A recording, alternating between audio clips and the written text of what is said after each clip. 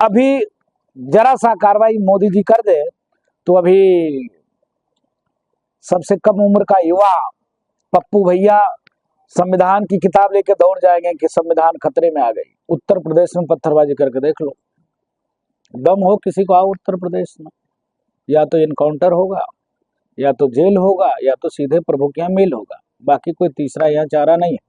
तो वो आप भी फर्जी मुख्यमंत्री के बारे में बातचीत किया करते हो, तो फर्जी मुख्यमंत्री है वो, तो गलती से एक्सीडेंटल हिंदू मुख्यमंत्री हो गया, वो कभी भी मुख्यमंत्री अब नहीं हो सकता, नोट कर लेना।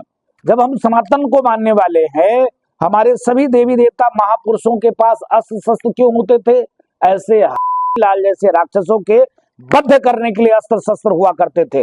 आप समझ सकते हो कि अभी पश्चिम बंगाल में हिंसा हुआ है, पूरे देश में ऐसी हिंसा करने की लोगों ने तैयारी करके रखा है, जिसका श्रेय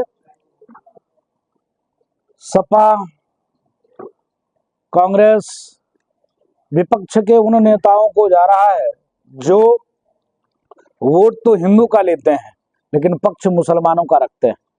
वोट तो हिंदू से लेते हैं लेकिन बात सिर्फ मुसलमानों का करते हैं। उनको भारत के विकास से कोई मतलब नहीं है, उनको आतंकवाद कम नहीं करना है, उनको आतंकवाद को बढ़ावा देना है। बस बोर्ड क्या था, वो बकवास बोर्ड, वो लैंड जहाज था, और उसने कह दिया कि राजू दास हमारी संपत्ति है। तो राजू दास साधु हैं, किसी सनातन की संपत्ति हो सकते हैं, किसी मठ के मठाधीश हो सकते हैं, पुजारी हो सकते हैं, पुरोहित हो सकते हैं, पंडा हो सकते हैं, लेकिन वक्त की संपत्ति नहीं हो सकते।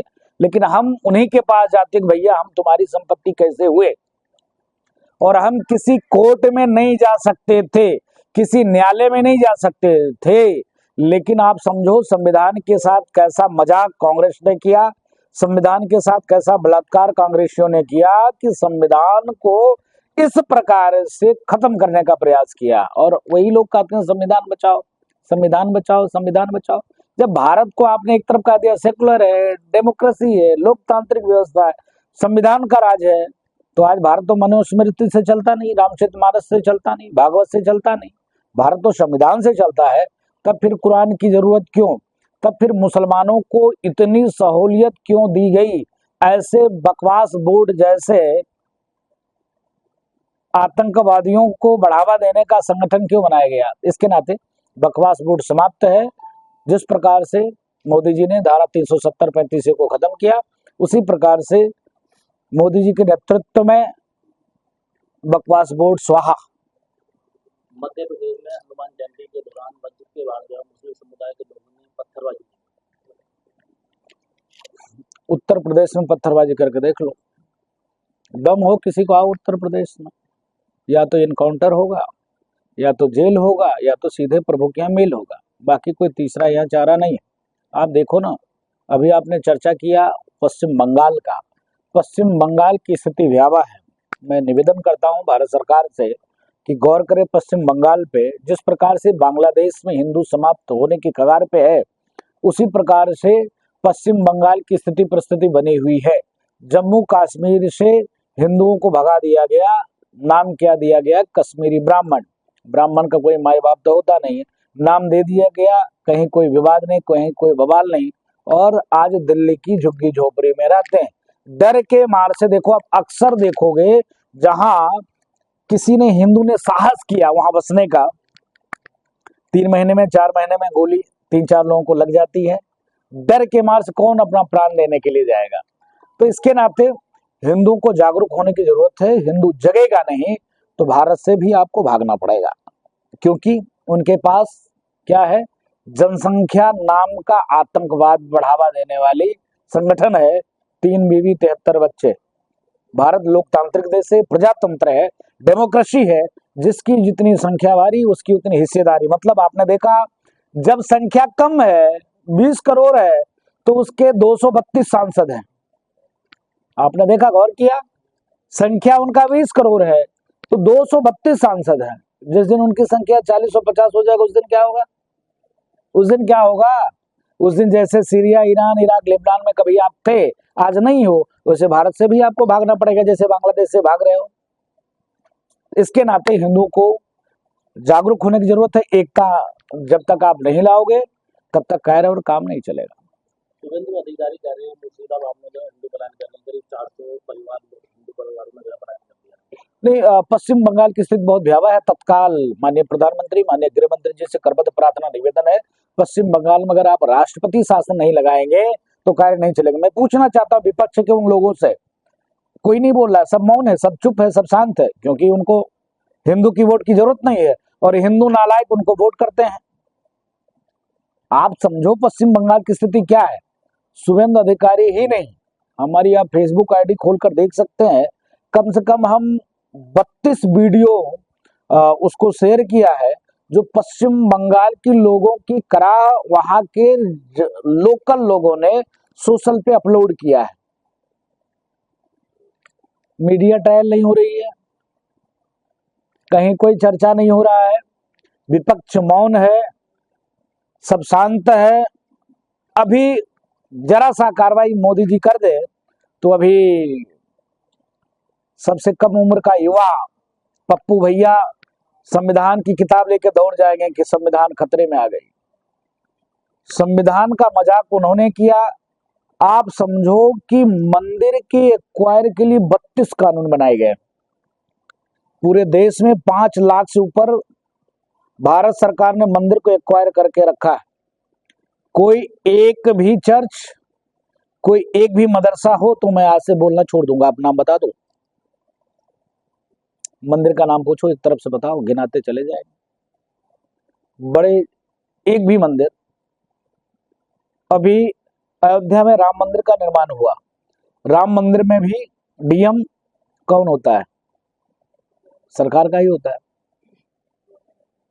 प्रमुख सचिव कौन होता है? हम और आप प्रमुख सचिव तो हो नहीं जाएंगे, सरकार का होता है।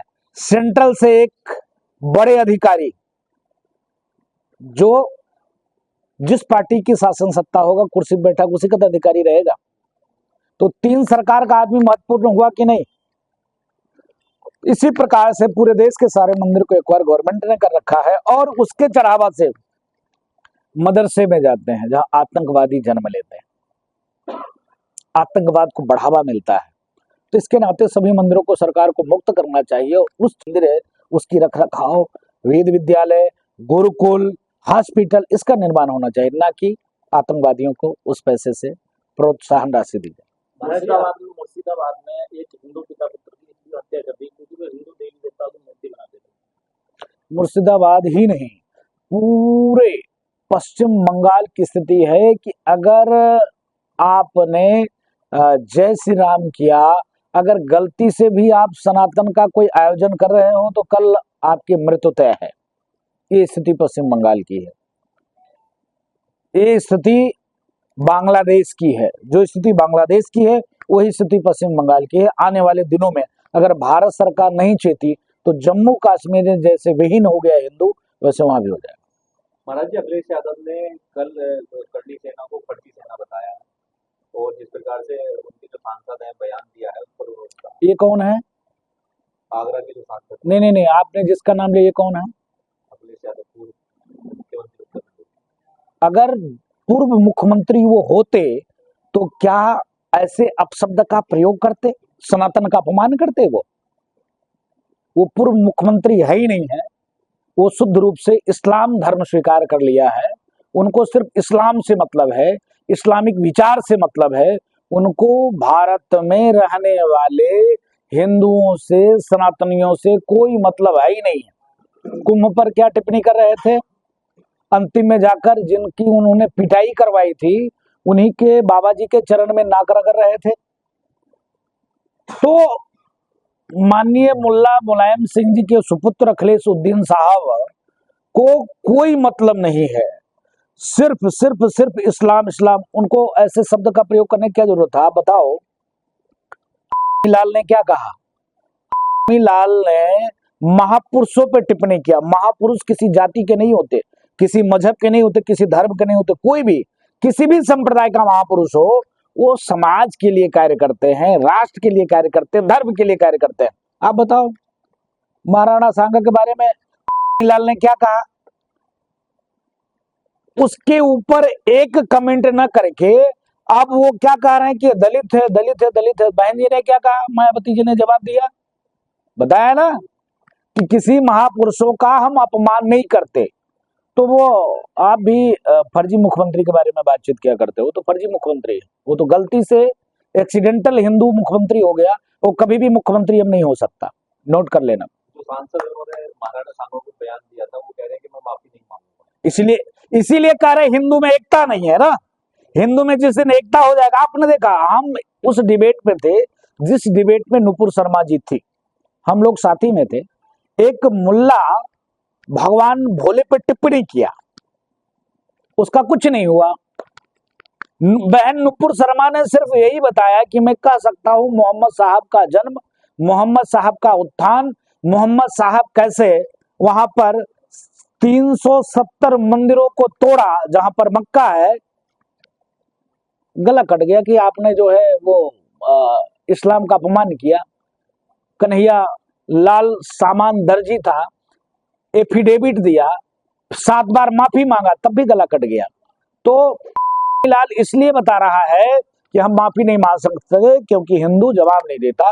जिस दिन हिंदू भी धर्म का कोई अपमान करता है, गदा निकाल कर, जब हिंदू पता नहीं कैसे हैं, आप बताओ। एक तरफ से आप देख सकते हो, एक भी देवी देवता का नाम बता दो जिनके पास अस्त्र शस्त्र ना हो। जब हम सनातन को मानने वाले हैं, हमारे सभी देवी देवता महापुरुषों के पास अस्त्र शस्त्र क्यों होते थे? ऐसे लाल जैसे राक्षसों के बद्ध करने के लिए अस्त्र शस्त्र हुआ करते थे। आप देखो सिख पंथ की स्थापना कैसे हुआ, जब हिंदू इसी प्रकार से नम हो गया, नरम हो गया, तो गुरुओं ने सनातन की बचाने के लिए, रक्षा करने के लिए सिख पंथ की स्थापना हुआ।